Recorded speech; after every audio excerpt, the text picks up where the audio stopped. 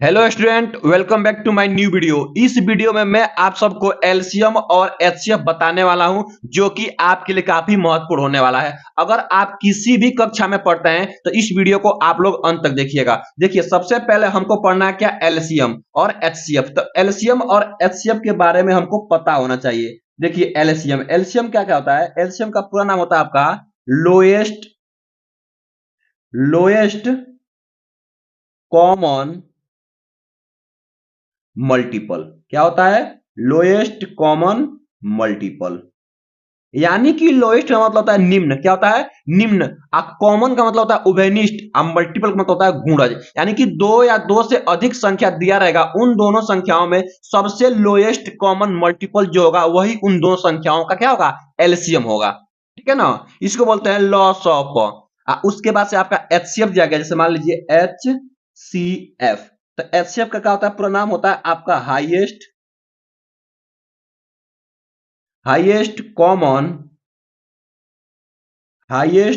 Common factor. क्या होता है? हाईएस्ट कॉमन फैक्टर होता है। हाईएस्ट मतलब सबसे अधिक, कॉमन मतलब होता है आपका उभयनिष्ठ, और फैक्टर का मतलब होता है गुणनखंड। ठीक है ना। तो दो या दो से अधिक संख्याओं में जो सबसे अधिक, जो सबसे बड़ा कॉमन होगा यानी कि उभयनिष्ठ होगा, वही उन दो संख्याओं का क्या होगा, एचसीएफ होगा। अभी क्वेश्चन से आप लोगों को अच्छे से समझ में आएगा। ठीक है ना। तो आइए देखिए, सबसे पहले इस वीडियो में मैं आप सबको अभाज्य गुणनखंड बताने वाला हूं। अभाज्य गुणनखंड विधि से एलसीएम और एचसीएफ। देखिए, सबसे पहले एलसीएम, और यहां मैं आप सबको बता रहा हूं कि एलसीएम एलसीएम और एचसीएफ एचसीएफ दो विधि से हम लोग निकालते हैं। दो विधि से। कौन कौन विधि है? दो मेथड है आपका। पहला नंबर आपका मेथड है भाग विधि। क्या होता है? भाग विधि। इसी को बोलते हैं हम डिवीजन मेथड। क्या बोलते हैं? Division method. देखिए, यहां पे आपको बता रहा हूं मैं, डिवीजन मेथड। Division method. ठीक है ना। और आपका दूसरा होता है अभाज्य गुणनखंड विधि। क्या होता है? अभाज्य गुणनखंड विधि। गुणनखंड विधि यानी कि आपका होता है प्राइम फैक्टराइजेशन। क्या होता है? Prime factorization. Prime factor method. ठीक है ना। देखिए, तो इस वीडियो में आप सबको अभाज्य गुणनखंड विधि से संख्याओं का एलसीएम और एचसीएफ निकालने के लिए बता रहा हूं। ठीक है ना। तो आइए वीडियो को देखते हैं। देखिए, अब तो एलसीएम और एचसीएफ निकालने के लिए कम से कम आपके पास दो संख्या होना जरूरी है। किसी एक संख्या का हम लोग एलसीएम और किसी एक संख्या का हम लोग एचसीएफ नहीं निकाल सकते हैं। तो कम से कम आपको दो संख्या पता होना चाहिए, तभी एलसीएम और एचसीएफ निकाल सकते हैं। तो देखिए, यहाँ पे क्वेश्चन दिया गया है कि अभाज्य गुणनखंड विधि से 40 और 60 का एलसीएम और एचसीएफ निकालिए। तो सबसे पहले देखिएगा, यहाँ पे लिखेंगे हल। ठीक है ना। और 40 दिया गया तो पहले लिखेंगे 40 और लगाएंगे बराबर। ठीक है ना। 40 और दिया गया 60, तो उसको भी लिख लेंगे 60। ठीक है। तो 40 को और 60 को क्या करेंगे हम लोग, इसका फैक्टर करेंगे यानी गुणनखंड निकालेंगे, वो भी अभाज्य। चलिए साइड में कर लेते हैं। 2 से करेंगे तो आपका ये 20 हो जाएगा। फिर 2 से करेंगे तो आपका ये 10 हो जाएगा। फिर 2 से करेंगे तो आपका ये 5 हो जाएगा। फिर हम लोग 2 से करेंगे तो आपका ये 1 हो जाएगा। तो ये 40 का अभाज्य गुणनखंड 2 गुणे 2 गुणे 2 गुणे 2 हो जाएगा। 40 का अभाज्य गुणनखंड लिखेंगे 2 गुणे 2 गुणे 2 गुणे आपका 2। ठीक है ना। ये हो गया। यहाँ पे 5 रहेगा, सॉरी थोड़ा सा मिस्टेक हो गया, यहाँ 5 रहेगा, यहाँ 5 कर लेंगे। ठीक है ना। 5 कर लेंगे। वैसे ही हम लोग 60 का निकालेंगे तो क्या हो जाएगा, यहाँ पे 60 का निकालेंगे तो क्या हो जाएगा, यहाँ पे 2 से आपका ये हो जाएगा 30 बार में। फिर आपका 2 से हो जाएगा ये 15 बार में।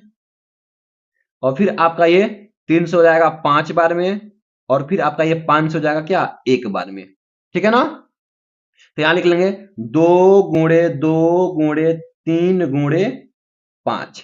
ये हो गया आपका गुणनखंड। ठीक है ना, यानी कि अभाज्य गुणनखंड। अब हमको निकालना होगा क्या, सबसे पहले एलसीएम। क्या निकालना है, एलसीएम। तो देखिए, एलसीएम निकालेंगे और क्या निकालेंगे हम लोग, एचसीएफ। एचसीएफ। ठीक है ना। तो एलसीएम निकालने के लिए देखिए, एलसीएम निकालने के लिए क्या करना होता है कि जो कॉमन होता है दोनों में उसको लिखते हैं। देखिए ये कॉमन है, इसमें भी कॉमन है, तो इनको पहले लिखिए गुणा के रूप में। यहां भी दो है, यहां भी दो है, इसको भी लिखिए। ठीक है ना। अब देखिए अब कुछ भी कॉमन नहीं है, एक यहाँ पांच पांच कॉमन है, तो पांच को भी लिख लेंगे। ठीक है ना। तो जो कॉमन था उसको लिख लिया है, और जो कॉमन नहीं होगा उसको भी लिख लेंगे। एलसीएम में क्या होगा कि जो कॉमन है उसको भी लिखेंगे, और जो कॉमन से बच गया, जो कॉमन नहीं है उसको भी गुणा के रूप में लिख लेंगे। तो इसमें दो बचा है तो यहाँ दो लिख लेंगे, और इसमें आपका तीन बचा है, यहाँ पे तीन लिख लेंगे। ठीक है ना। अब गुणा करेंगे, देखिए दो दूना चार, चार पचे 20, 20 दूना आपका हो जाएगा 80, 20 दूना 40, और 40 त्याई, चार त्याई 12, आपका 120, यानी आपका एलसीएम हो जाएगा क्या 120, यही आंसर हो जाएगा।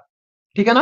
अब देखिए हमको निकालना है क्या एचसीएफ। जब हम लोग को एचसीएफ निकालना होगा तो क्या करेंगे, जो कॉमन होगा ना केवल उसी को लिखेंगे। देखिए तो इसमें देखिए दो कॉमन है तो दो लिख लेंगे, गुणा में ये भी दो कॉमन है, दो लिख लेंगे, गुणा में ये पांच कॉमन है तो पांच लिख लेंगे, और जो कॉमन नहीं है उसको छोड़ देंगे। क्या करेंगे, छोड़ देंगे। तो अब हम क्या करेंगे, गुणा कर लेंगे। देखिए दो दूना चार, चार पचे आपका 20, यहाँ क्या करेंगे हम लोग 20 कर देंगे, और यही क्या हो जाएगा आपका उत्तर हो जाएगा।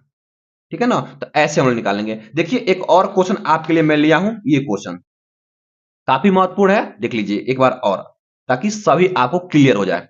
कह रहा है कि 120 और 90 का एलसीएम और एचसीएफ निकालिए, वो भी आपका अभाज्य गुणनखंड विधि से ही निकालना है। तो क्या करेंगे आप लोग, यहां सबसे पहले हल लिखेंगे, हल करके क्या करेंगे, 120 का अभाज्य गुणनखंड करेंगे, और फिर 90 का अभाज्य गुणनखंड करेंगे। तो चलिए हम लोग 120 का अभाज्य गुणनखंड करते हैं। जब हम 120 का करेंगे तो 2 से कब बार हो जाएगा आपका 60 बार में, फिर 2 से आपका 30 बार में, फिर आपका 2 से 15 बार में, फिर आपका अब 3 से काटेंगे तो 5 बार में, फिर 5 से काटेंगे तो आपका 1 बार में। तो ये आपका क्या हो गया अभाज्य गुणनखंड। लिख लेंगे क्या, 2 गुणे 2 गुणे 2 गुणे आपका देखिए 3 गुणे आपका ये 5, ये हो गया।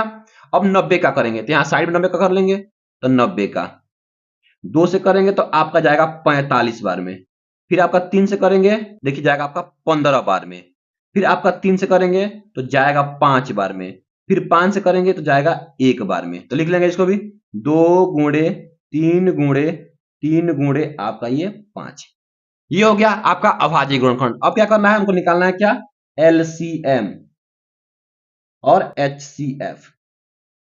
ठीक है ना। देखिए तो एलसीएम में जो कॉमन होता है उसको भी लिखते हैं, जो कॉमन नहीं होता है उसको भी लिखते हैं। तो यहाँ पे देखिए दो कॉमन है, दो को लिख लेंगे गुणा। अब देखिए यहाँ तीन कॉमन है तो तीन को लिख लेंगे, और एक पांच कॉमन है, पांच को लिख लेंगे। अब देखिए यहाँ पे दो कॉमन था लिख लिए हैं, दो यहाँ पे दो दो छूट गया है तो इसको भी लिख लेंगे, जो कॉमन नहीं है उसको भी लिखते हैं तो इन दोनों को भी लिख लेंगे। और यहाँ पे तीन तो लिखे ही है, पांच लिखे हैं, और इसमें देखिएगा एक तीन छूट गया था तो एक तीन को लिख लेंगे, बस अब गुणा कर लेंगे। ठीक है ना। चलिए देखिए यहाँ पे करेंगे, दो पचे आपका ये 10 हो जाएगा, 10 तिहाई यहाँ पे 30, 30 दूना 60, 60 दूना 120, और 120 में करेंगे 3 से तो 12 36, 360, तो आपका एलसीएम हो जाएगा कितना 360, यही आपका उत्तर हो जाएगा। ठीक है ना। अब हमको निकालना है एचसीएफ, तो केवल एचसीएफ में जो कॉमन होता है उसी को लिखते हैं। तो इसमें कॉमन कौन है आपका देखिएगा एचसीएफ में, दो इसमें भी है, दो इसमें भी है, दो लिख लेंगे। गुणा यहाँ पे देखिएगा और कुछ कॉमन है, यहाँ पे तीन कॉमन है तो तीन को भी लिख लेंगे, और पांच कॉमन है तो पांच को भी लिख लेंगे। ठीक है। अब आपस में क्या कर देंगे, गुणा कर देंगे। तो देखिए दो तिहाई 6, अच्छे पचे आपका ये 30 हो जाएगा, और यही क्या हो जाएगा आपका उत्तर हो जाएगा। ठीक है ना। तो एलसीएम और एचसीएफ ऐसे निकलते हैं। तो आई होप, मैं आशा करता हूं कि आप लोग को यह वीडियो बहुत ही अच्छा लगा होगा। अगर वीडियो अच्छा लगा है तो वीडियो को लाइक कर दीजिए, चैनल पे नए हैं तो चैनल को सब्सक्राइब कर लीजिए, और अपने दोस्तों में भी शेयर कर दीजिए। Thank you for watching.